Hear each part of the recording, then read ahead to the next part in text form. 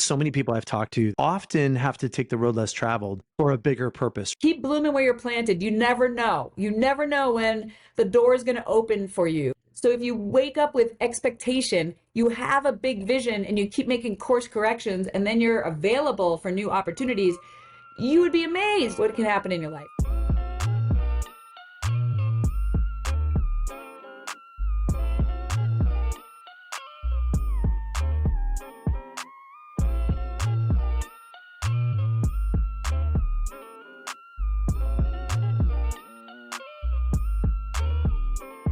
Welcome to the 2% Factor podcast, where we explore where small things and small decisions we make along the way end up having a massive difference in someone's journey or story. On today's episode, we have former U.S. Senator Martha McSally joining us, representing the great state of Arizona back in 2019 and 20. She was also the first U.S. woman to fly a fighter jet in combat, as well as the first to command a fighter squadron, also U.S. woman to do that as well. So today we're going to be talking about a lot of different things that have happened along Senator McSally's journey, and really exploring the small decisions and large decisions that she had to make along the way that ended up impacting her life in a really large scale. So welcome to Senator McSally. Thanks, Dan. Please call me Martha. I'm excited to join you today. Good to see you again, Martha. Thank you for joining. Can't wait to get into this conversation. Such a inspiring story that you have to tell. I think most people know you from your experience being a U.S. Senator. And what we're really going to get into today is... Yeah, right. Well, let's say this. They think they know you. Yeah. Right? Yeah. They think they knew you, or maybe know of you from that. But let's back up, right? Let's back up. And I really want to get into what has occurred through your life that got you to that point. And of course, it's not ending there, right? There's this exciting future that you're in the middle of crafting right now as well. So really grateful that you're here today, spending the time with us. And let's back up to kind of where things started for you. Right. Let's get started kind of around where you're from and what your upbringing was like. Sure. I mean, for those listening, I don't tune out just because you heard that I was in Congress. It's the least interesting thing that I've done in my life. And it's just a continuation, as you'll see in this conversation, of one of my mantras, which is don't walk by a problem. And I went from yelling at the television to being like, I guess I'm going to, go get in the arena and do something about it. But that's for another conversation. But my journey from being a shy, motion sick, chubby girl to flying fighter jets, breaking barriers for others, and then doing crazy athletic stuff. It's an interesting one. I mean, everybody who's listening, you're not necessarily going to be in a fighter jet. Maybe some of you will, but I hope that sharing some of these nuggets along the way about how I pushed through and persevered to achieve my dreams and made a lot of mistakes along the way. So I'm excited to share. So I grew up in Rhode Island, Dan, the smallest state in America, and a stable middle-class family, youngest of 5 kids.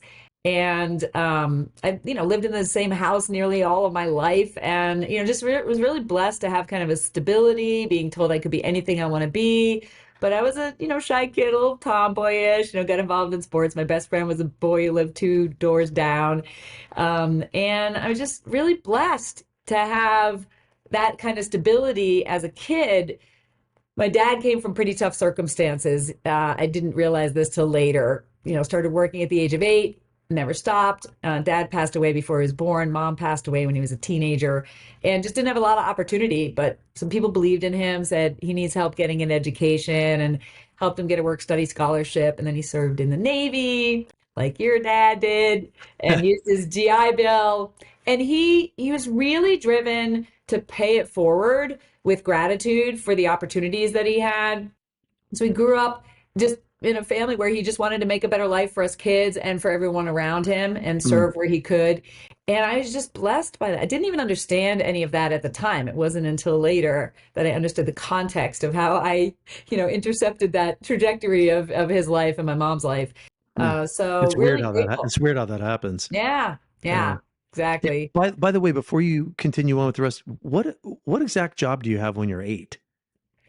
It's a good question. I think he was just when this is in the 30s and 40s. So, Yeah. yeah, this was his Wh- sibling saying, "Hey, you just started working, Whatever you could pick up. whatever, like shoveling snow, Yeah. I mean, who knows? Back in the 30s and 40s, there weren't any, rules Yeah. against all that. Just doing what you could within the household to help pay the bills, It's just bring it's in it's money. such a young age, right? Yeah, When you think back to the 8-year-olds, I mean, that is yeah. such a young age. Lemonade And stand. I mean, I don't know. It's just yeah, but really, you're contributing. You're yeah, you're you're expected to contribute. You got to figure it exactly, out. So that exactly. fortitude's there. Okay. Yeah, so my junior high or between sixth and seventh grade, everything changed. Like everything changed. My life profoundly was impacted.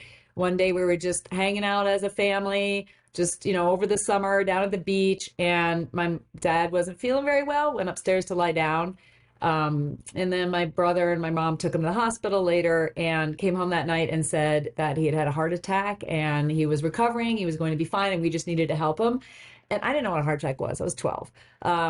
I thought he was in the hospital, so he's going to be fine. And we just needed to help him. And so I went to bed. I don't remember feeling any fear when I went to bed. And my dad is a man of faith. And I, heard all this later. He just knew in his spirit that he was going to die. And he was stable, but he was like, I'm going to die. Get my children now. I need to speak to my children. And the Mm, nurses are like, no, sir, you're fine. It's, torrential rainstorm. It's the middle of the night. Say, get my children now.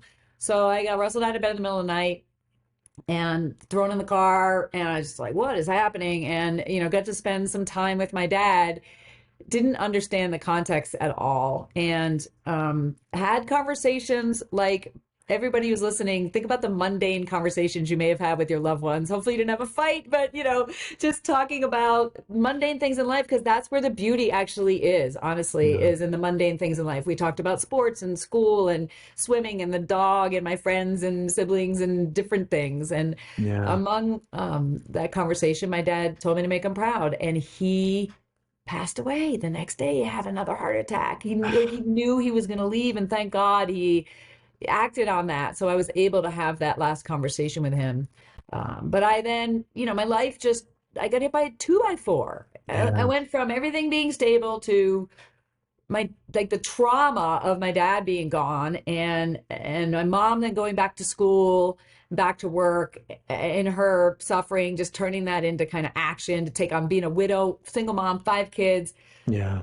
My whole life hit a different trajectory that day, and it could have crushed me, but it actually propelled me on an amazing path. And So for so many people listening to, losing loved ones, and it can become a life-defining moment like you're yes, talking about, right? And it's a matter of yes, what do you do with that? And you're talking about a single mother in the 70s, yeah, 5 kids. You're the youngest, I think, of 5, yep, yep, and you lost your dad.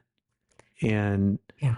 now how do you go forward and what do you do with that? So what happened from Yeah, I there think, for you? we can debrief every situation, and things Yeah. could have certainly been done better where, like, there was no I mean, there was counseling, but it just wasn't part Mm, of our society as much, or certainly our family. It was just right. like, suck it up and just like get going, And my mom turned her grief into action. And at the time, this was hard for me. I'll be honest with you. Now that I can look back with more compassion on her and with a different lens, so there's lessons in all of this, right? At the time, it just felt like, well, where are you going now? She's off to school to get her master's. She was dealing with screaming going on in her own soul, and she's now left with this mantle, and she turned her grief into action to just try and function. And I think she could have gone so many different ways. She could have started drinking. She could have wallowed in depression and never gotten out of bed. She could have had a different guy come over every night. There's all sorts of ways for women in her situation to deal with trauma. And although I felt like I needed a little bit more emotional connection, and I say that out of love, I learned something from her putting one foot in front of the other and doing what she needed to do.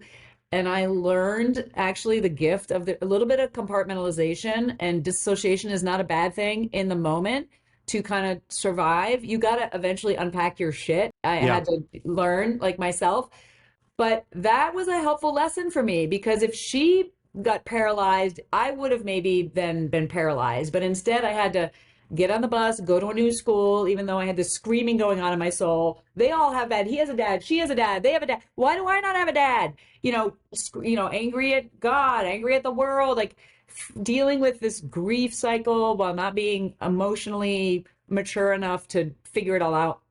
But I had to just keep putting one foot in front of the other and deal with it. And I think that was actually a gift to me in a weird way. I didn't feel it at the time. It's such a tough combination, right? Of dealing with the pain and hurt and fear probably too, right? You're 12, Yes. right? Fear Yeah, the world of, became unstable all of a yeah, sudden, right?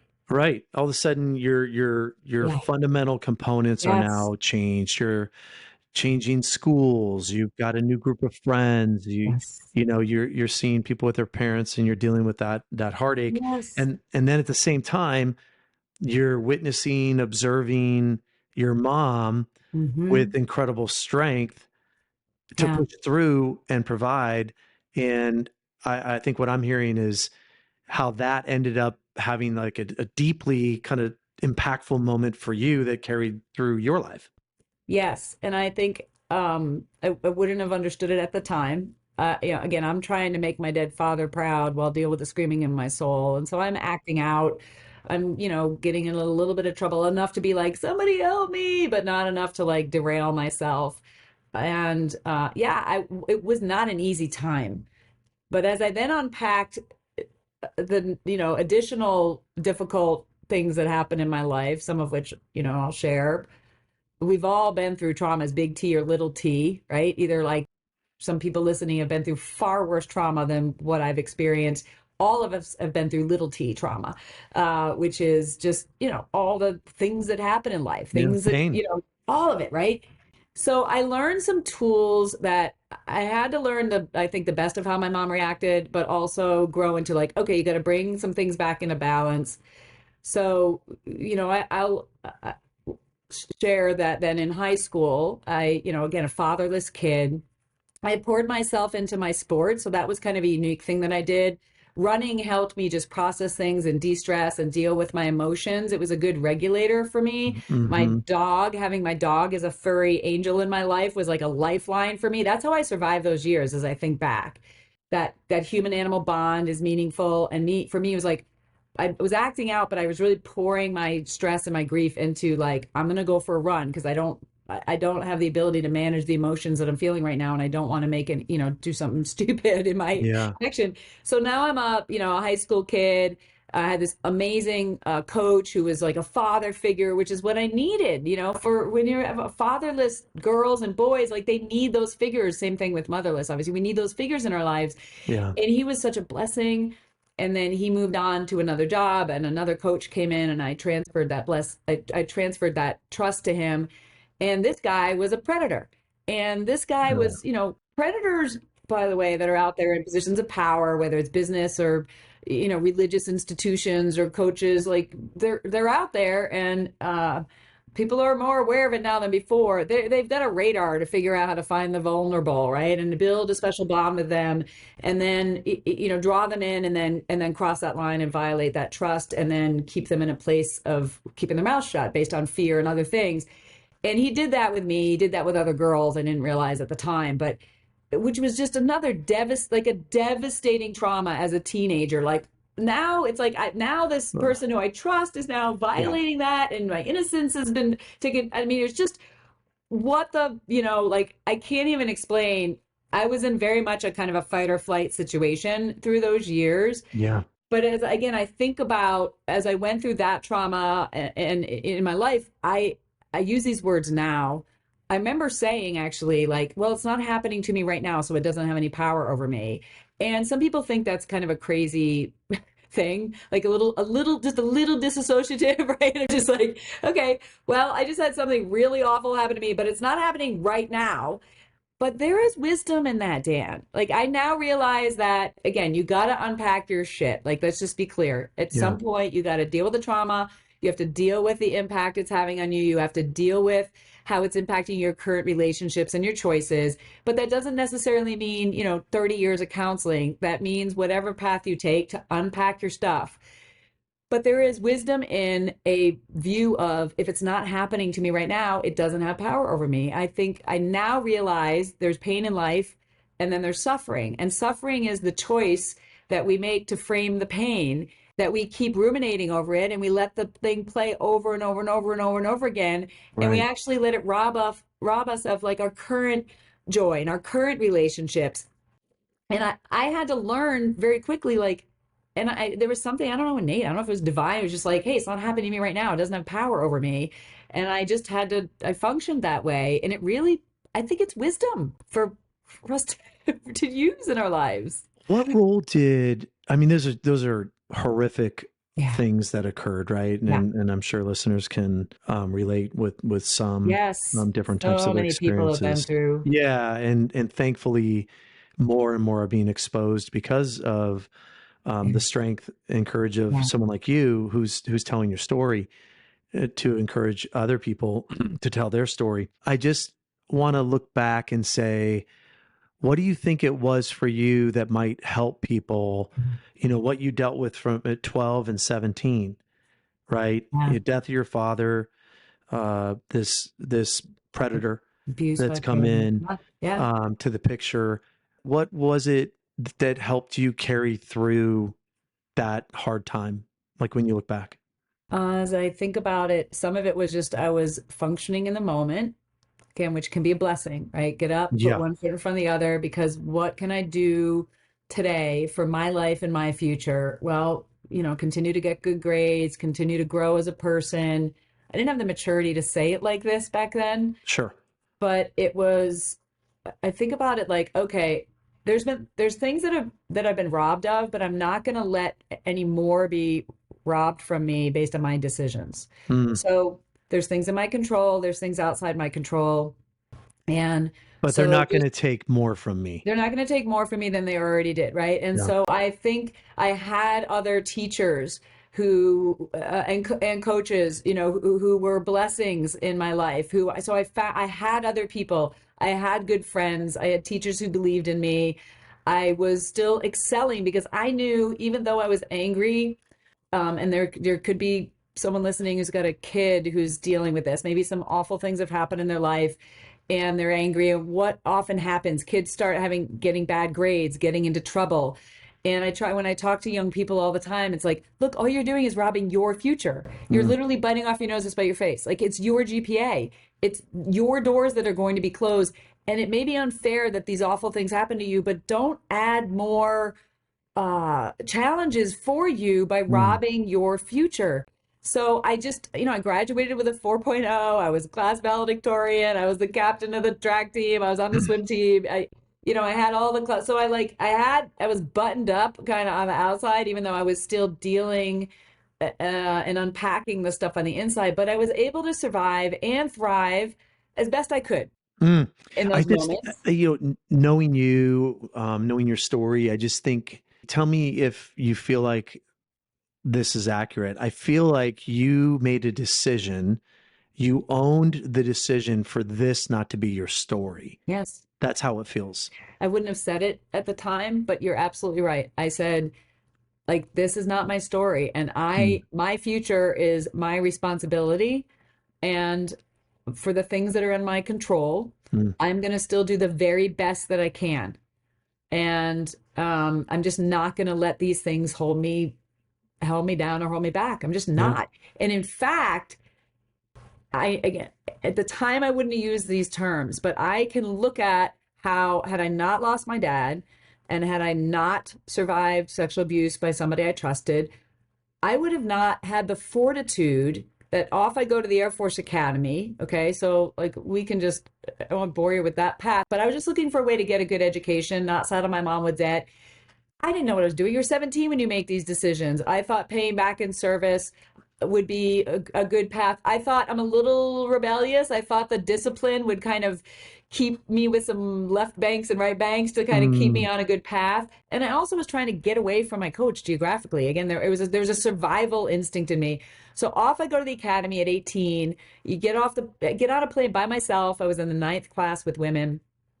And you get off the plane, you're getting yelled at when you get off the plane. It's not like they're welcoming to you're in basic training. yeah, by the way, congratulations on all your accomplishments. We Yes, don't care anymore. Now we're going to break you down. drop Right? and give me some push-ups, right? I mean, it's hard enough. We're coming up on, the end of the school year. I tell high school kids all the time, there's no such thing as 13th grade. I have some nieces and nephews graduating. There's a lot of uncertainty. There's a lot of fear.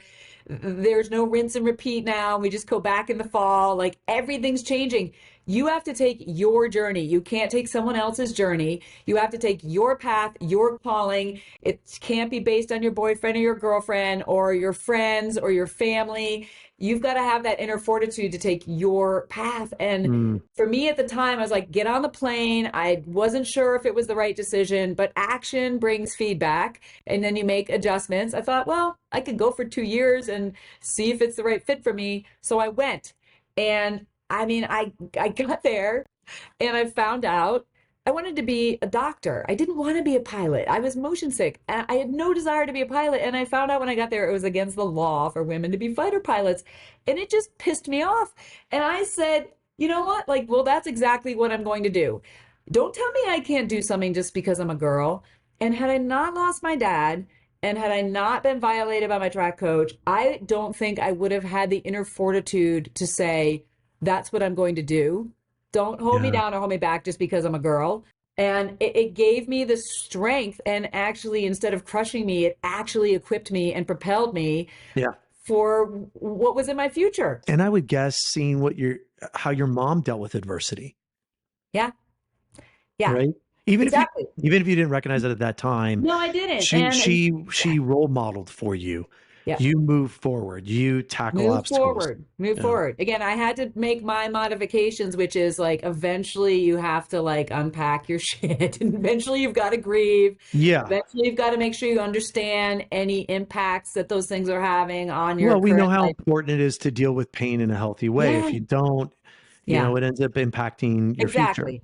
Yeah. Feelings that are buried alive. I read once in a book. I can't remember what Oh, the quote is, yeah, but that's a good one. Okay, so you found out you can't. It's illegal.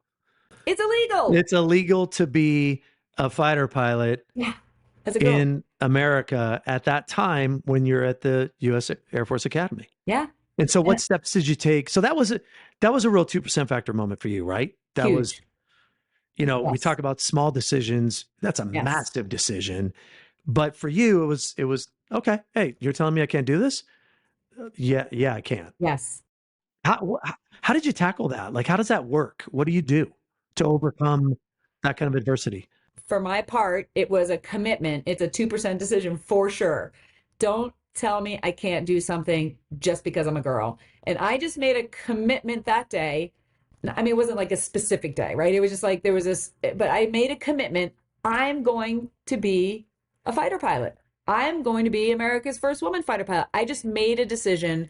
People laughed at me, said it's against the law. I said, we live in America, laws change. So my part was what's in my control. Okay. So what's in my control is excel where I am, be the best that I can possibly be in my classes, in the introduction to flying. We kind of get the equivalent of like your private pilot's license. Study, be prepared, be ready, bloom where you're planted. Don't let the dream die. Don't let people laugh. People who are laughing at me, like, that's never going to happen. Like, all right, well, you're not going to speak into my life. I'm just going to keep this dream. I have right in front of me, still on my bulletin board, a picture. I'm going to pull it off right now. This was not staged, yellowed newspaper clipping of the first woman in NATO who became a fighter pilot, first for NATO. This is this clipping that I cut out when I was a cadet, and it's still here. Okay. It's amazing. Because I was like, well, she did it, so I can do it. And I just kept it on my wall. I think about all the moves that I made in the military. I packed it up, put it in a box, unpacked it, put it back on the bulletin board because I had to have that vision. I had to look and see that vision. There's some powerful stuff that I now understand neurologically and energetically and spiritually about all this, which is like I had to see the vision, like I'm in that cockpit, I'm taking off in that plane, and it's going to happen. It wasn't maybe it's going to happen, I'm going to try to make it happen. It is going to happen. So every decision along the way was about how am I going to keep my doors open for that to happen. I had nothing to do with the change in the law or the change in the policy. There were other people who were involved in all that. That wasn't me. For me, it was keep dreaming. Don't let the dream die. Don't listen to the discouragers, right? Bloom where you're planted. Excel in what you're asked to do, even if it's in the mundane.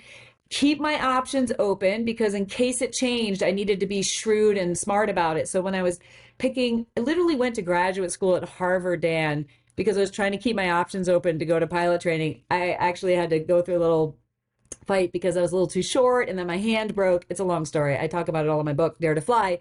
But I had to persevere through a lot of obstacles.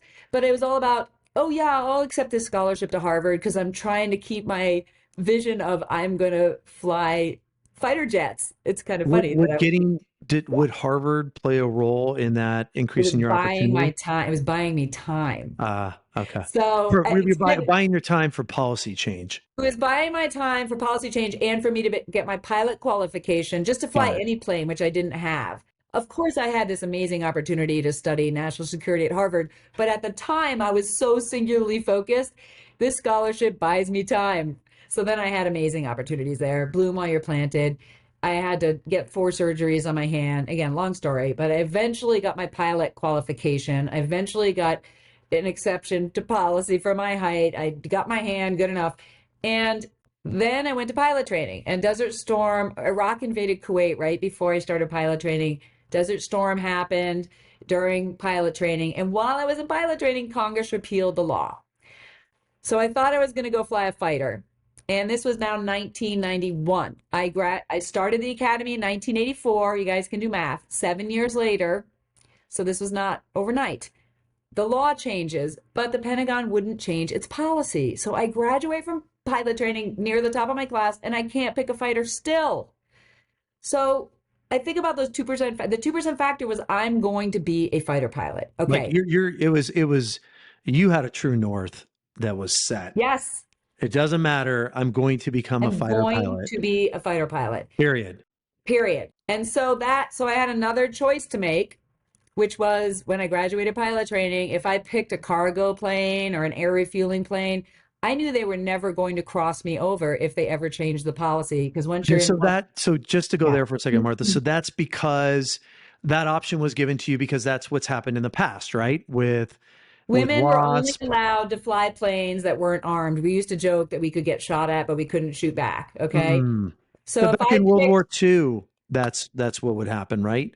They'd have women that would be pilots that would, women flew, they were yeah, amazing mentors of mine, the yeah, WASP, the Women Air Force Service Pilots. yeah. They flew ferried planes around. They were instructor pilots. They were test pilots. They towed targets for gunners on the ground to learn how to shoot things down. They wouldn't allow them to actually fly in combat. And then after the war, they said no more female pilots. And it wasn't until the late 70s that they opened it up again. But it was no fighter bomber attack planes. Okay. So if I had picked to go fly a C-130 or some sort of cargo plane, I just knew the Air Force was going to train me on that track and they would not cross me over.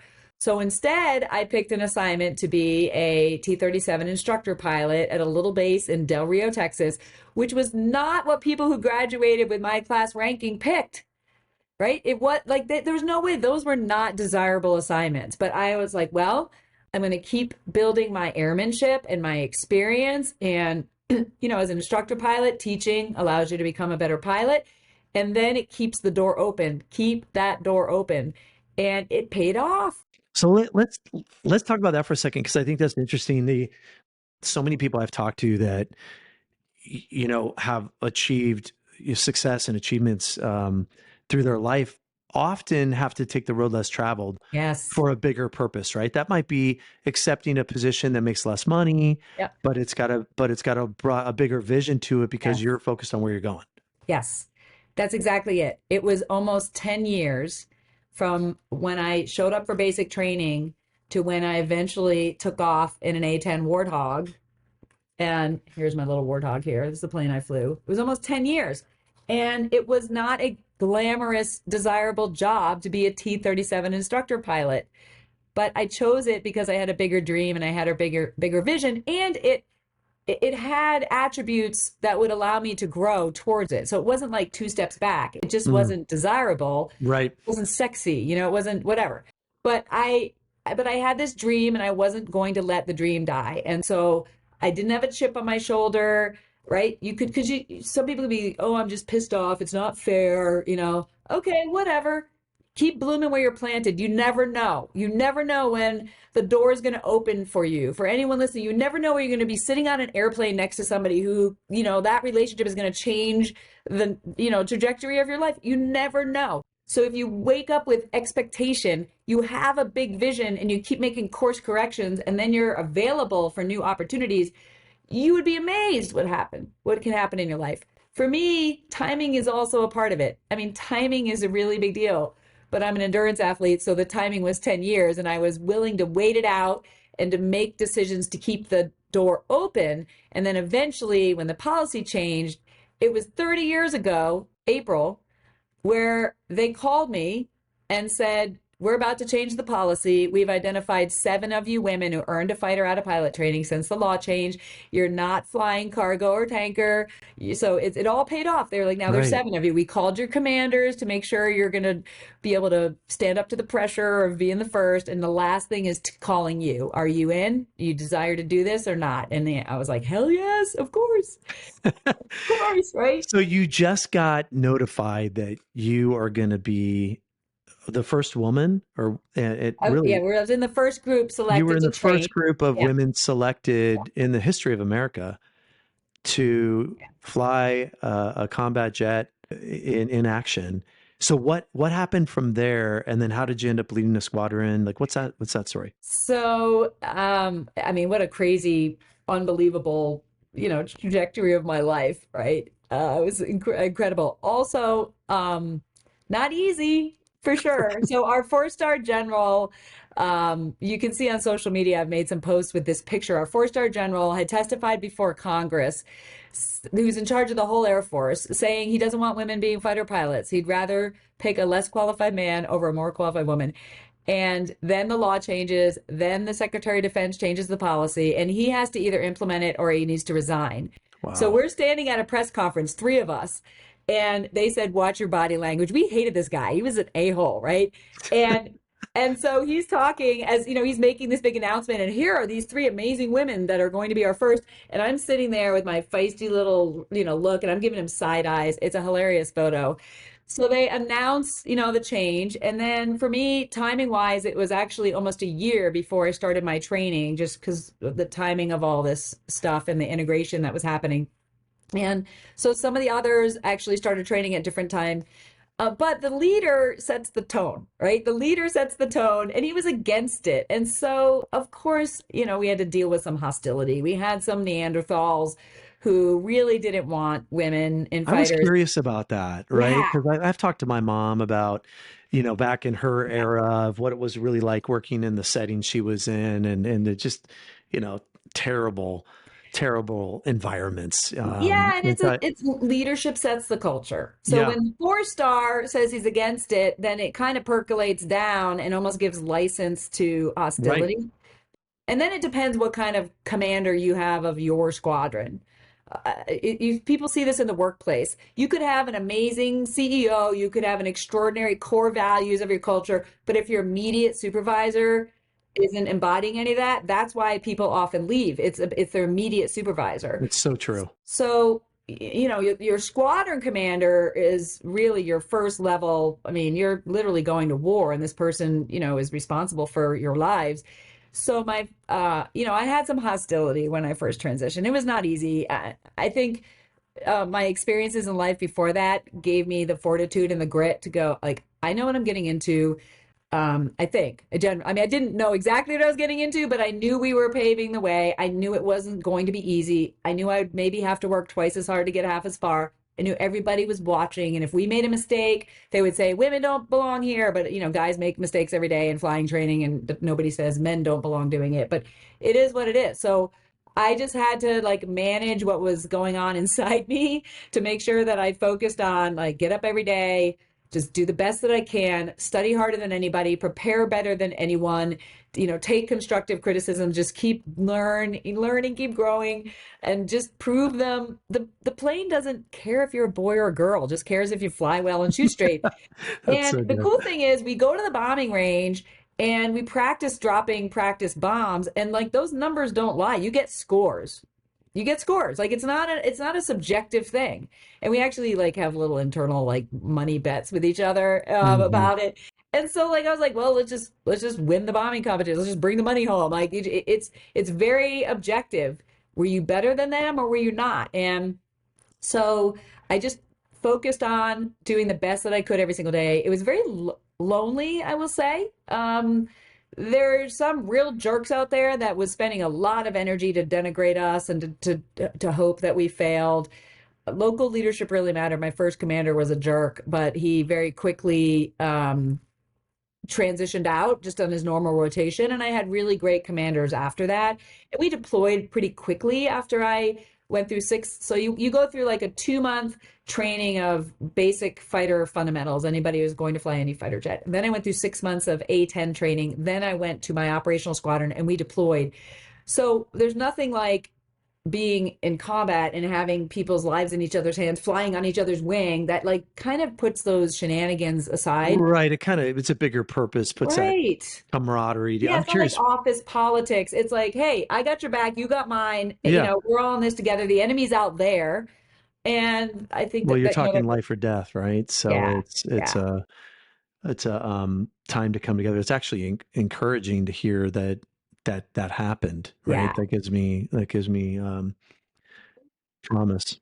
And the World War II female pilots were amazing. They became mentors and friends of mine. There were days where I was like, you know, this is some of it. You still had to deal with the, denigration, and we used to. I mean, I joked all the time that they used to say like, women can't be fighter pilots for a variety of reasons. Like, no woman can or no woman should.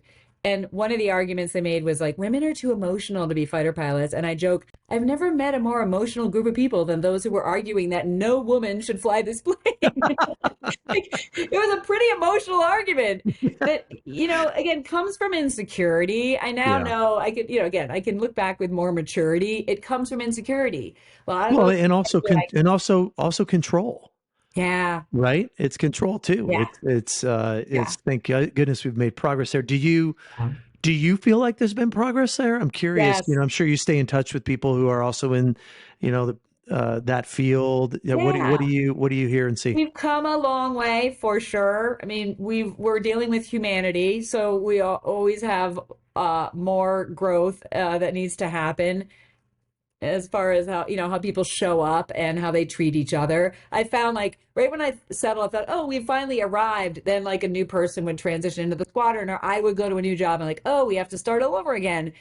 But I think over time, especially on women flying fighters, of course, we had a 4 ship fly over the Super Bowl that were all women, so that there's like the jury's in on obviously doesn't matter if you have ovaries, you can fly fighter jets, and we're America. I mean, the bottom line is we're America. Set the standard, which includes aptitude, which includes physical strength, whatever it is. Set the standard and pick the best man for the job, even if she's a woman. So we're now at that place policy wise, but yeah, there's still look, these are male dominated fields. Anybody who's watched Top Gun, you can see the kind of dynamic that happens in fighter squadrons or in some of those units. And so it is sometimes challenging to be the only one because you have to be qualified, capable, the assignment has to be available, and you have to want it. And we still don't have a high percentage of women pilots or fighter pilots.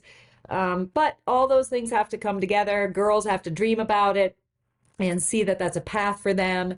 But you sometimes have some cultural challenges. We still have dynamics with sexual assault in the military and sexual harassment. It's humanity. It's intolerable. We've got to route it out. We've got to make sure we have the right leaders who understand it and set the right culture of no tolerance. Ultimately, again, our lives are in each other's hands, and we have to have that trust with each other that, you have my back, not that you're actually going to harm me. And so we've gotten a lot better, but we still have some work to do because we're dealing with humanity. Well, you helped open up and kick down a giant door that provided opportunities for not just women, honestly, I think just for our culture, Yeah. for not even just America, right? For other Yeah, countries as well. for sure. Um, leading the way on equality and job opportunities in all fields. So, congratulations on that. It's amazing. It really is amazing. Thanks, Dan. What, there's two other topics I want to make sure we get to. Okay. You actually sued. So let's go here for a second. So you you go into the Air Force. You're young. It's right out of high school. 18. Yeah. You're 18 years old. You're spending you're committing your career, your life. And I know what that's like. I'm a son of a Navy family. So it's a life commitment. It's a family commitment, right? It's not when they talk about people that are in the military, it's not just the person Yeah. who's It's serving, everybody. it's Yeah. the person around them that are also serving as a part as well. Yeah. So you're committing your life to the armed forces. You go into the Air Force, and then you end up suing the U.S. government. Yeah. Really great career move, by the way. So what happened there? Yeah. So again, one of my life mantras, which is a 2% decision, is don't walk by a problem. And much to the frustration of people in my life sometimes, right? My team, my loved ones, that I can't walk by a problem. Like it just if you see something that you can do something to make a difference in, do something about it. Don't look away. Mhm. And in this case, I was deployed over to Kuwait. We're in the Middle East. So again, I'm just trying to just do my job, show that girls can be fighter pilots too. The last thing I was trying to do was make some waves related to being a woman. Honestly, my coping mechanism was just be one of the guys, like beat them at their own games, and that was what I was dealing with. But I walked by the duty desk one day and I saw this regional newsletter that had a picture of what I thought was a local Saudi woman, but it was actually an American GI. And it said, this is the appropriate way to wear the black abaya gown and headscarf when off base in Saudi Arabia. And I was like, whoa, whoa, whoa, whoa, whoa, what? What? We're having our American troops have to wear that when that's maybe a faith they don't follow. And I mean, look, let's just be frank. Like Saudi Arabia is not known for how they treat their women. They're essentially treated like property. And so there was all these restrictions. Can't drive, sit in the back seat of the car, can't travel without permission from your father or your, husband. They're property. And so I understand cultural sensitivities. I understand it's important to, understand the culture of your host. Don't, take your shoes off. Don't show the bottom of your feet or shake with your left hand. Like all those Sure. things are very important. I'm not advocating for being like the ugly American here.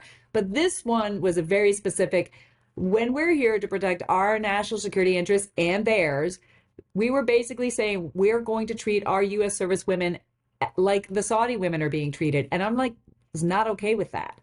Like that's just not right on I'm many curious grounds. when you saw that and felt that, was that was that kind of a common, you know, was that a common narrative, right? With other women on base? Like, was that something you guys talked about? Some Never. of them, yes. Again, I was in Kuwait, so this was applying to Saudi Arabia, but we were dealing with other stupid policies in Kuwait about the way we were treated. It wasn't anywhere near as bad. So Mm-hmm. it was an irritant to me. Again, Dan, it goes back to some of the awful things I went through, right? It was like, don't hold me down or hold me back just because I'm a girl. And so these awful life experiences actually propelled me to question things like that and say, why are we treating all of our women differently? Why? And so, yes, many others had the same concerns, but many people, they just like, well, this is just what we do. This is the easy path. This is what I call bureaucratic policy creep once I actually dug into the whole story. which I learned a lot along the way, by the way, that one person can make a difference. But if you're going to try and bring about a change and you feel a conviction to do it, you need to do your homework. Don't just rail against it. Figure out where it's written down. Is it policy? Is it law? If it's policy, where is it? Find it in writing. Who's the signature block? What was the reason behind it? Build a case, find some allies. I learned a whole lot in this journey. But the first one was don't walk by the problem. And I really struggled. Like, I honestly was like, I am not bringing this up because, like, I just don't want to raise some sort of women's issue. Like, I was just trying to do my job, but I felt this conviction. I couldn't turn it off. And I had this opportunity. This is what it started with. The Secretary of Defense was coming to visit my base because I was the first woman to fly a fighter jet in combat. There was going to be some media attention. And I was going to have this opportunity to talk to the media and talk to the Secretary of Defense. And I was trying to decide whether I should bring this issue up about the way our troops were treated in Saudi Arabia. And I struggled. That is a massive moment right It's there, a right? massive moment. Like that internal, like you're literally alone, right? When you get a second alone and you're like, do I do it or do I not? Do I not? Yes. So Call back to get some advice from a mentor of mine. I'm on a tactical army phone. So you've got to like push a button and you've got to there's a 3 second delay. So you actually have to say over when you're finished talking, like to your loved one, hey, mom, I love you, over, when you're talking. But it was a tactical way to communicate. And I call back and I was like, I don't know what to do. I'll tell you what I really want to do. I want to do nothing. Like if I was just looking at my selfish interests, this didn't apply to me. It wasn't my problem. And I had a bigger picture of proving that women could be fighter pilots and not making any waves about gender. Like that was in my personal self-interest to do that. But here I have this opportunity that these other women do not have, these young enlisted women in Saudi Arabia who are being subjected to this stuff. Like, should I say something? He told me to read the book of Esther, and I'm not going to do a Sunday school lesson here. At the time, I was like, what the hell does that have to do with anything, right? And he was like, read the book of Esther. And I was like, over. And I was like, what? So, over, so I hung up with a bad attitude. I mean, I'm a person of faith, and I was like, what's that story? I don't even remember. And so I, that night, like, opened up and read the book of Esther just out of like respect for him, but with a really bad attitude. And again, not trying to, for anybody who's pastors out there, I apologize for paraphrasing the story. Sometimes when you read something, it just speaks to you, right? It just speaks to your soul. So the story is Esther. She's an orphan girl raised by her cousin. She eventually becomes the queen, and some bad guy convinces the king to put out an edict to kill all the Jews. She's a Jewish girl. And her cousin comes to her like, you have to go plead, you have to go plead with the king to save your people. But if you approached the king and it was uninvited, it was punishable by death unless he extended his scepter, even as his queen. So I'm no Esther and I'm no queen, but here's the story. Sometimes when you hear a story, it applies to you. She's struggling with her decision, and Mordecai, her cousin, says to her, can it be that you were put in this position for such a time as this? I'll say that again.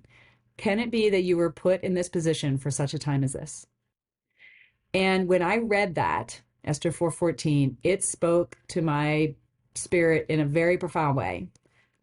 And I still struggled with it. But could it be that here it was 10 years from when I went to the Air Force Academy to when I finally took off in an A-10? Now we're breaking through the barriers. Women are becoming fighter pilots. We're showing that we can do it. I'm finally deploying. It's my dream has come true. I'm serving my nation in this capacity. Could it be that I was put in this position not so I could just achieve my dreams, but so I could be the platform for these other women who don't have a voice, who the Secretary of Defense isn't going to speak to and the media isn't asking questions to? Could it be that the very reason I'm in that position was to stand and say, no, this is wrong and it needs to change? Ah, that sucked, Dan. Like, so what I'm hearing is, I mean, it's an incredible story. What so I'm hearing hard. is you went from I don't want to do this to I have to do this. I have to do this. I have to do this. I'm being called to do this. I'm being called to do this. Wow. So it started with, I told my commander, I didn't want to surprise anybody. He supported me. He was like, I think it's wrong too. I'm going to make sure the meeting happens. Even as his travel got disrupted. And I brought it up to the Secretary of Defense. There is a little article that came out. This is spring of 1995. On page A28 of the paper, Secretary of Defense visits the troops in Kuwait. Half the article was about how we're committed to Kuwait's defense. The other half of the article was Captain McSally raising this issue about our troops having to be, wearing abayas in Saudi Arabia. Oh man, everybody between my commander and the Secretary of Defense got pissed off. Like big bureaucracies, they're just like, take her out, man. Like they just get angry when, something, they look bad or some controversy, it's just, they circle the wagons. They try to just snuff you out. That was the beginning of an 8-year battle. Wow. 8-year battle that 6 years or so later, they ordered me to Saudi Arabia. At that point, I discovered it was not in law, it was not in policy anywhere except a 2-star general's policy about dress and personal appearance when stationed in this theater. It was a U.S. military doing it to ourselves, and the embassy didn't do it. In fact, the State Department said, no, when you're on official duty, you don't act like the local women because you then fall under their jurisdiction, and we're representing America. And then they ordered me to Saudi Arabia, and they threatened to court-martial me if I wouldn't put the burqa on. It's a very long story. I talk about it in my book, but I decided to comply with it, which was also another decision I had to make because I was committed to bringing about the change in the bigger picture. I had to suffer personally and do something that I really felt was wrong to do in order to get on the inside and be on the 2-star general's team so I could one last chance to bring about change from the inside. And he was a jerk, and he wanted to get his next star, and he refused to do anything about it. He didn't care. And so, in the end, after putting up with that for, 13 months, I filed a lawsuit against the Secretary of Defense, Donald Rumsfeld. I was over there on a 13-month tour. 9/11 happened about 10 months into my tour. We were then going into Afghanistan. I was a part of the initial leadership team related to the air campaign there.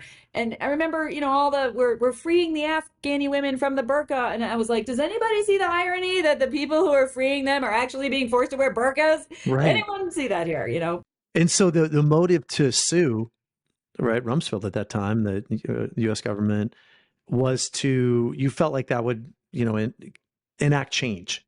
Right, the lawsuit. I felt like, this is what I felt like. It was my mission to get this changed. And it was my calling to do it, regardless of the personal cost. Yeah. And I tried to get it changed within the executive branch, up and down the chain of command. And they just refused to change. And I just felt in my spirit that if the American people knew about it, they would be outraged. And I felt like I needed some other wingmen to bring about this change because I had reached my ability from inside to bring about the change. And so my first decision was actually to talk to the media. So it got a bunch of media attention. USA Today, above the fold, top story. A lot of media attention, which then got a bunch of congressional attention. There was a 60 Minutes feature on it all. Like, it was a totally crazy thing. But I basically was like, I am lighting my career on fire for the greater good. I'm like, I didn't do anything wrong. You're burning the boat. I'm burning the boat. I basically was like, I didn't break any rules. I didn't do anything to get myself in trouble, but I pissed a lot of people off. I broke the tribal rules. But my oath of office, Dan, was to the Constitution of the United States, not stupid, unconstitutional policies of the people over me. And I was taught, from the day I was at the Air Force Academy, that courage means moral courage, which means do the right thing, even if it comes at a cost. And here I was in every decision. Can it be that you were put in this position for such a time as this? What's the next right thing to do? That's another of my mantras. What's the next right thing to do? What's the next right thing to do? So one branch of the government failed. They have oversight from 2 other branches of the government. So I went to the judicial branch and filed Martha McSally versus Donald Rumsfeld in court. And then that takes a while. The government tries to run the little pro bono attorneys out of money, right? As they stall. But there was a lot of, media attention and congressional interests. And so then I went on a one-woman lobbying campaign, and I worked with some people to write an amendment to the annual defense bill. I was like, why don't we just pass a bill and get this overturned once and for all. Right. There's another branch of the government, and I had been a legislative fellow. That's how ultimately you got it. The year before I went to Saudi Arabia, I was a legislative fellow on Capitol Hill, and I was like, hey, there's a third branch of the government. I know some people. So ultimately, I got a unanimous freestanding bill passed in the House of Representatives. The left and the right agreed on it, for the last time in history, unanimously, for often different reasons, women's rights, religious liberties, but they all agreed this was the right thing to do. It got passed in the Senate as an amendment to the defense bill. And I was over in Saudi Arabia watching C-SPAN when the president signed it into law. I was like Unbelievable. celebrating it. Yeah, it was pretty cool. So it's an Gosh, 8-year battle. I talk about, I tell like a little bit more in my book here. So Dare to Fly. it's an amazing story. I hear there's so many interesting things in there. I mean, one, when you talk about pain and suffering, it's interesting when you talk about that moment where you had to choose to wear the burqa as well. That was, you were going to put yourself through pain, but you'll never agree to go through suffering, right? Yes. Meaning suffering for the Yes. long term, you're willing to go through pain to create change. That Yes, that was that's what not an I, easy decision. I'll tell you, yeah, I was ready. I was actually ready to defy the rule and to get arrested and be court-martialed. I really was ready. Like I yeah. called my boss. My whole house was packed up. My dog was with my brothers. I had 2 green duffel bags in my name. I was leaving the next night, and I went into my boss to say, I was promoted 4 years ahead of my peers at this point, just to be clear. I was on track to be a senior leader. There's like top 2 to 3% of the, military on track. And I was like, I'm about to get arrested. I just wanted to let you know that when I get off the plane, you're going to get a phone call. And he knew the issue because I Yeah. had been trying to bring about the change while I was there in that assignment. And he gave me this, you know, long mentoring speech about, Martha, if you're committed to the change, you have to submit to the policy one time to get there.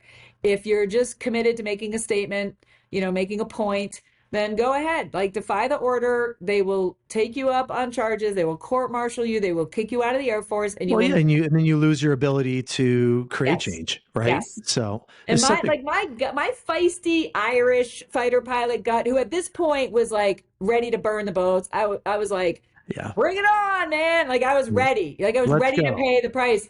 But I actually had to listen to him against my judgment. My judgment was actually to just go out in a blaze of glory and never change the policy.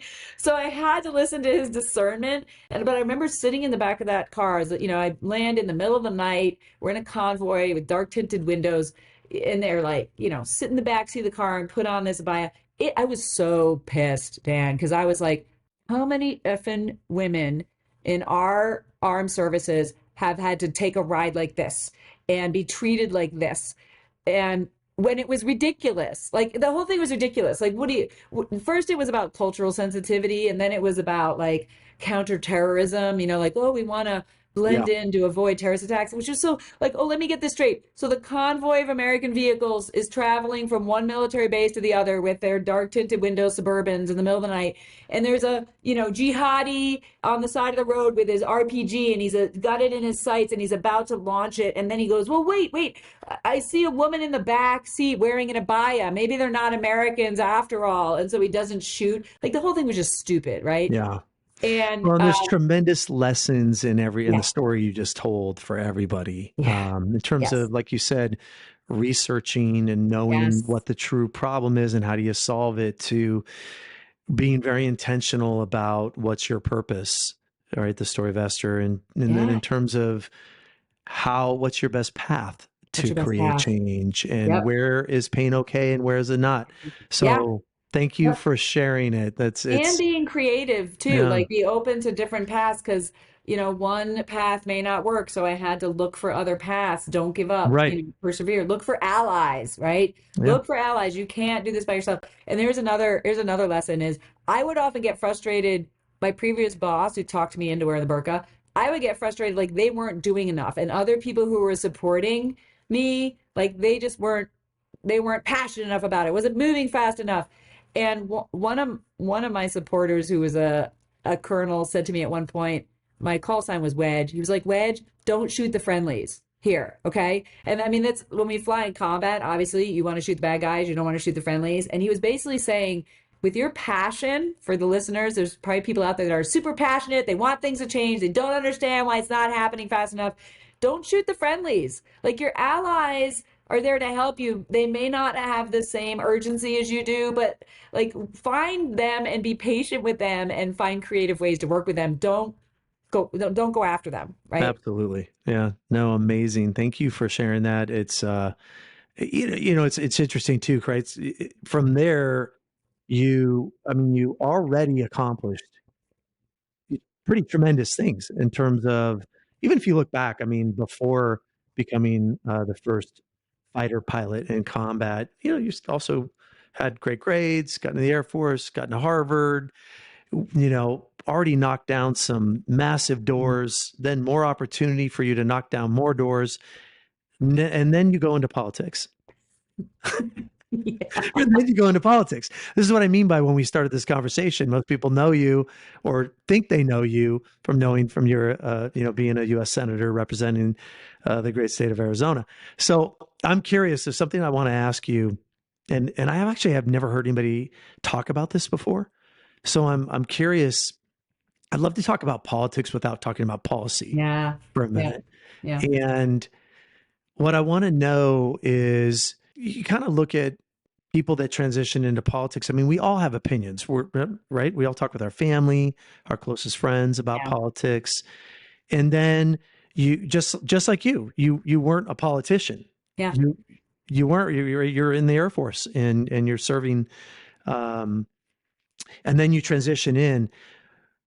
How does it work as you move into politics from not being a politician through so much of your career and your life, and you come in with your own opinions, right? Just like listeners today Yeah. across the globe, they have all got their opinions on different policies. How does it work when you move into becoming a politician? And I'm curious, how do you blend what you really think with influencers, like whether it be a political party or stakeholders or the people around you? How does that blend or not blend? Yeah. If you don't want people to start tuning out like now because they're like, oh, we don't want to talk about this issue, right? So look, it's a crazy story, Dan, but it's a continuation of my years of service and my one of my life mantras of like don't walk by a problem. I've found myself frustrated with DC, felt like what are these people doing? Can't they get their act together and solve problems for a country? And it's just a part of who I am. It's also a part of, I think, our culture as veterans. If you're complaining about something, what are you willing to do about it? Are you going to just sit back and be a bystander and complain? Or are you actually going to do something you can to, make a difference? So it's a crazy story. I was serving overseas at the time. I had retired as a colonel. I was teaching at a place called the Marshall Center in Germany and teaching national security studies to a lot of our allies and US and former Soviet Union countries. And I just started to feel that calling of like, get in there and do something about it. But I had no idea what I was doing. I literally had no experience. I joke that I left the military because it was in part because it was political, right? But it was just time to move forward. I hate politics. That's the funny thing. Some people love politics. I hate politics. But for me, it's about service, right? It's about purpose, it's about impact, and don't walk by a problem. And so I quit my job, got on an airplane, came home, and said, I'm running for Congress. What do? You file paperwork somewhere? I had no idea what I was doing. And so I just had to like figure it out. I was going along. So it was a whole 3-year journey to actually first get elected to the House. So that's a whole nother persevering journey Sure. on that front. And then I eventually, I get elected to the House by a whopping 167 votes in the narrowest race in the country. I represented a very split district, okay? Very diverse, very split. And I went there and took the same oath of office when I raised my right hand that I took as a military officer. Same exact wording, just in a suit instead of a flight suit. And so I went there with a mindset of service, of problem solving. And yes, I grew up with the values of personal responsibility, limited but effective government, right? Strong defense, all those things. I have views on things that come from the more conservative side of the Your spectrum. upbringing My and life upbringing and my story. Yeah, exactly. And my experience in the military. I'm curious about this for a second though, Yeah. like because people who aren't in politics, like myself and most people that Yeah. are listening, do when you go into politics, are you influenced to change or adapt or adjust your belief system No, at heck all? no. No. So this is, I can only tell you my view, right? My view Yeah, is there's like, you got to stay grounded in your mission, like yeah, anything. So I can only tell you my experiences. Maybe others felt like they felt pressure, or they felt swayed.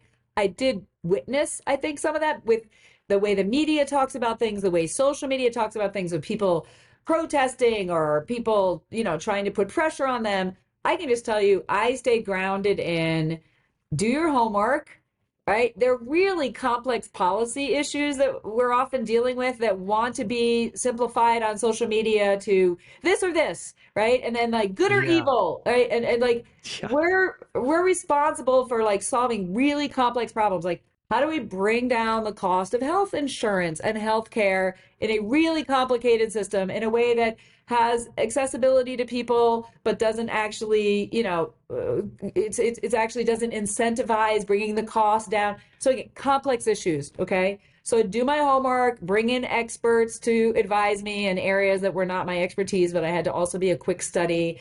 I had to listen to my constituents. Vote your district, vote your conscience, right? Is usually like what I tried to stand by.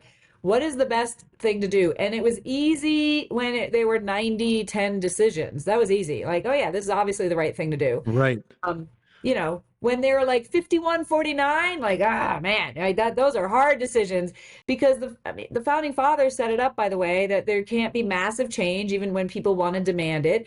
And if you're going to solve something that affects the country in massive ways, you need consensus. It needs to be bipartisan, which is a swear word these days. But I mean, my freshman term in Congress, I was ranked by an outside group as the ninth most effective member of Congress for the things that I was able to achieve and get done, all of which had to be in a bipartisan way. So I looked at it like, okay, we know where people disagree. Okay. We know everybody's in their corners yelling on cable TV about it. But if we're trying to solve this problem, where does the Venn diagram overlap? Does it overlap at all? It In life, in business, in marriage, in relationships, you never get everything you want. But we're in right. an environment right now where people want 100 or nothing. And so are you moving the ball down the field? Is this better than the status quo? Are we solving a little bit of the problem and getting closer to, a better outcome? Then let's move it forward incrementally was always my approach. It took perseverance. It takes common sense. It takes being grounded in what's the truth versus what you hear on TV, which is often not accurate. So are Yep. you going to vote based on fear that somebody is going to take you on in a primary, or you're going to lose your general election because of this vote that they're going to turn into, $100 million in TV ads? I just had to stay grounded. Like, what's the right thing to do? What's the next right thing to do? Do your homework, make a good decision, serve the constituents as best you can, given these difficult decisions and complexities of it, and then know that there's going to be fallout. And if you're going Sure. to live Yeah. and operate out of Nothing's fear, perfect, right? nothing's perfect, right? Yeah. Well, it's yeah. I think that most people, to me, when you meet somebody who was in politics, especially at the highest levels, it's really a opportunity to get to know that person is really what matters, right? I mean, like Yeah. it's so difficult. You can't. It's hard to know what's real, right? Yeah. I think for most Yeah. people, it's all a commercial, it's all an Yeah. angle, it's all this or that. But if just listening to this conversation, you get a flavor for what people are really like. Mhm. Yeah. How's their decision making, what's their upbringing, Yeah. how thoughtful are they? All those kinds of different things that truly matter for Yeah. someone who's representing, your region. So I appreciate you getting into it a little bit. I know we No, were it's gonna, it's it's funny. yeah, One person, oftentimes you go when you're campaigning, people ask, "What's your position on this? What's your position on this? What's your position on this?" One person in my early campaign asked, "I want to understand your decision-making process." And I thought that yeah. was one There of you the best go. questions Yeah, that was ever asked. Look, there's a lot of good people trying to serve and make a difference. There's a lot of people there who couldn't hold down a job anywhere else. And so, but we need good people. We need good people to step up and run. And so if you're listening and you're frustrated, with what's happening in our country or in your state or in your city, I would just encourage you look in the mirror and say, what can I do? What can I do to make a difference? Not be a bystander. What can I do? That could be volunteering. That could be running yourself. That could be voting in a primary. I mean, some of the extremes that we have going on right now is because the vast majority of people don't vote in primaries. So vote in the primaries if you want better candidates to come out of the primaries. Don't complain without being willing to do something about it, is all I'd encourage the listeners. I And love it. it's not as bad as it seems. I'm super hopeful, in just this way I am generally in life. But I will tell you, I was very honored to serve, but it was also the most frustrating thing I've done in my life. Yeah.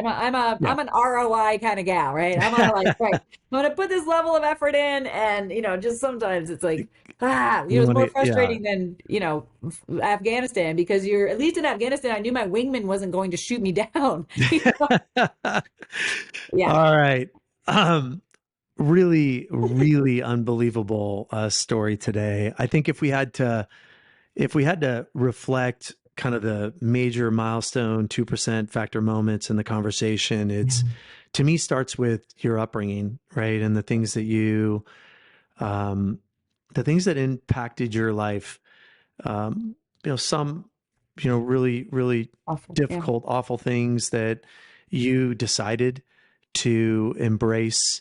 That is not going to be the entirety of your story. You're going to, take that and then create your story from there.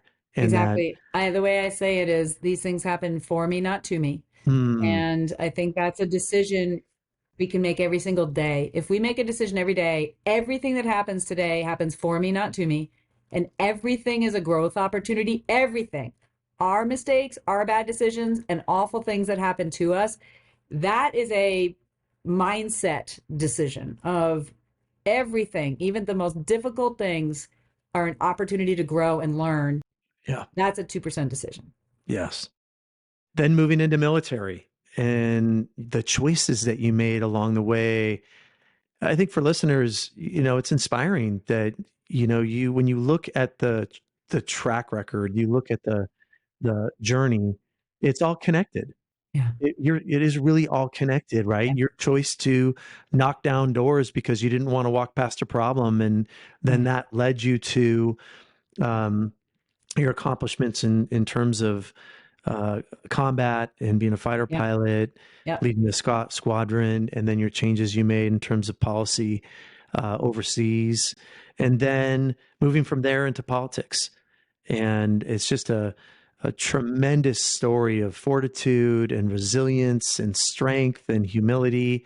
I really appreciate you sharing all this today. I have one question that I want to ask you that we ask all of our guests, and that is, what would you say to your 22-year-old self? Oh, well, my 22-year-old self was about to graduate from the Air Force Academy. So, looking back at that young version of myself, I would want to encourage her, the dream is going to come true, and you will continue to grow and heal from the tough times you've had, and never let the dreams die. And, don't listen to the haters, right? Don't let others take away your dream. And also, don't take yourself so seriously. I think it's important sometimes when we're like very high performing people, we need to actually take time to like laugh and play and do things that are not just challenging in our free time, but really just like let your guard down. Like, don't take life so seriously. There are a lot of big goals that you can accomplish, and your dreams will come true. But also, like, chill out, and enjoy the journey along the way. It's easy to say that looking back. But it's been an amazing journey. And for everyone who's listening, I hope there's some nuggets in there. If you've got a big dream like I did to become a fighter pilot, and you have people saying you can't do that, you can't start your own business, you can't, be in that position, you can't grow 10x. There's no way. you got to find some other people who are like-minded, who have big dreams like that. And it may take time, it may take learning and creativity and failing and starting again, but don't let the dream die.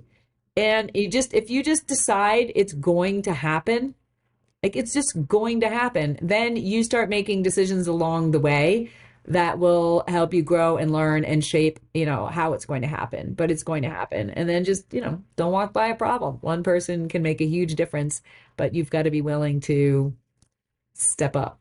I love it. Tremendous advice. There's so much to learn there, so much for I think people to take away. I'll tell you a personal thing. You've actually inspired me. I recently had a conversation with my son, where, as a parent, listening to kind of also your story and knowing, what you've been through, I had a conversation where I said, hey, if anything, when something happens to me, Yeah. don't let that hold you back. Mm. I want you to know that our journey so far has been so incredible. I want you to not hold anything back from that, Mm. not let that impact you in a negative way at all. And it encouraged a conversation that probably a conversation that I wouldn't have had, Yeah, that's so thank beautiful, you. man. Absolutely. Wow. I'm so inspired by that. I think, one more thing that just came to me too, for a lot of listeners who've been through worse things than what I've been through. They've lost loved ones in their lives. They've been through more horrific things than I've experienced. Just want to encourage you, like, talk to someone about it, shine a light on it. Many men and women have been through awful, awful abuses, like me and worse. And you're as sick as your secrets. And at some point, you got to realize, like, you've already been robbed of something, so don't let today be robbed. We only have today. Don't let another day be robbed of you. And so whatever that takes for you to heal and to forgive, which is not easy, but bitterness is the pill we swallow expecting someone else to die. And so getting to a place where you can actually not have awful things that have happened in your life be running in the background and actually like drag on your airplane that's taking up energy, that's using your fuel, that's robbing you of today. Whatever it is, if anybody's listening out there, don't take this one more day before you take steps to be able to share with trusted people, to seek some help, to work through your trauma. Whatever it is, there's many modalities out there. And be freed from that. It's Life is too short and too precious for us to be held back. Mm. Well, Martha, the whole point of this podcast is to share things like this in order to impact people's lives. And I think you have provided incredible insights, and I just can't thank you enough for joining. Thank you. Um, is there Gratitude. anything that you'd like to promote relative to yourself and your book and your future? Well, yeah, it didn't. If anybody wants to buy my book, Dare to Fly: Simple Lessons in Never Giving Up, there's a lot of things in there like that we shared today in more detail. And I'm a lifelong learner. There's a quote, I don't know who it's by, that says, if you're not embarrassed by who you were a year ago, you're not growing enough. So I'm still growing since I published that book. So I'm on social media. I mean, I post it myself. Sometimes it's sporadic, but I do share other lessons on social media and YouTube. My website is marthamcsally.com. And, this Martha 3.0 is about keynote speaking. If anybody's got a group out there and you want me to come in and inspire your team, I've got a lot of messages that I could pull from my life experiences to help equip your team. So reach out. MarthaMcSally.com is the website. I'd be honored to be your wingman. All right. Beautiful. Thank you, Martha. Thank Cool. you to our listeners for joining today. Please subscribe to hear more stories about how these 2% factor moments can impact someone's journey, as we've heard from Martha today. I mean, truly an amazing story. And I can't wait to see what happens from here. There's no way all of that happens and then the next chapter isn't equally as amazing, if not better. So I can't wait to hear. So thank you, Martha. Really appreciate it. Thanks, Dan. I've enjoyed it.